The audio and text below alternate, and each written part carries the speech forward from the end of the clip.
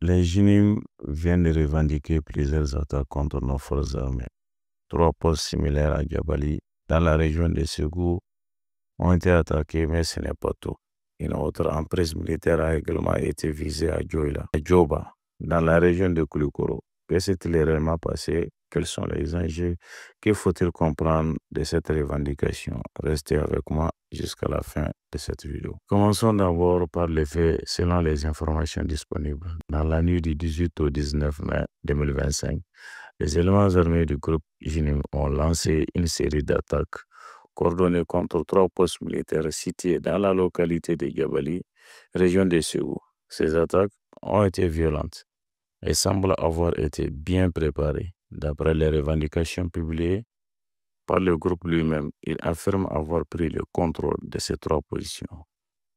Pour ceux qui ne connaissent pas bien cette zone de Gabali, c'est une commune rurale, mais stratégiquement importante.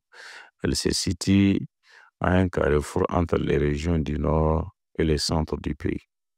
Ce n'est pas la première fois que cette localité est visée par des groupes armés terroraux. On se rappelle encore de l'attaque massive de janvier 2013 pendant l'opération Serval. Mais les terroraux ne sont pas arrêtés là. Une autre attaque a été revendiquée à Djoba, une localité de la région de Koulikoro. Là aussi, les éléments du JNIM disent avoir pris le contrôle d'une emprise militaire. Cela signifie qu'ils auraient non seulement attaqué, mais aussi temporairement occupé la zone militaire. La région de Koulikoro, bien que plus proche de la capitale de Bamako, n'est pas épargnée par les incursions terroraux. Cette attaque montre à quel point la menace s'étendit vers le sud du pays. C'est un signal très fort, voire alarmant. Entre autres, leur objectif est clair: instaurer la charia dans toute la région et chercher toutes les formes d'autorité étatique ou étrangère. Derrière ces attaques, ce sont des familles déplacées, des villages vidés, des enfants privés d'école et une économie locale paralysée. Chaque attaque est une tragédie humaine, un traumatisme pour les habitants, mais aussi une menace pour la stabilité du pays. Les populations locales vivent dans une peur constante. À Djabali comme à Djoba, après ces attaques, beaucoup de civils ont fui par crainte de représailles ou de nouvelles violences. Du côté des autorités, aucune déclaration officielle n'a encore été faite au moment où je vous parle.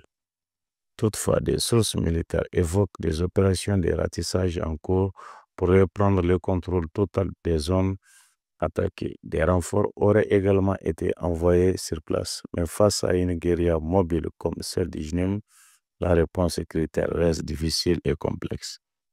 Ce que réclame aujourd'hui une grande partie de la population, c'est plus de sécurité, plus de coordination et surtout plus de transparence sur les pertes, les stratégies et les résultats. La lutte contre les terroraux ne se gagne pas seulement sur le champ de bataille. Elle se gagne aussi avec l'union nationale, l'éducation, la bonne gouvernance et l'implication des communautés locales. Le Mali a besoin de toutes ses forces pour surmonter cette crise. Forces de défense, autorités traditionnelles, leaders religieux, société civile et population. Il faut aussi que les partenaires internationaux comprennent que la paix au Mali est une question de stabilité régionale. Ce qui se passe à Djabali et à Djoba peut avoir des conséquences bien au-delà des frontières maliennes. En résumé, les groupes terroraux JNIM revendiquent des opérations majeures, l'une à Djabali, dans la région de Ségou, et l'autre à Djoba, dans la région de Koulikoro. Ces attaques montrent que la menace continue d'évoluer et de se rapprocher des zones plus denses peuplées. Face à cela, la vigilance est de mise, la solidarité essentielle et l'information reste une arme précieuse. Merci d'avoir suivi cette vidéo jusqu'à la fin. N'hésitez pas à partager votre opinion dans les commentaires.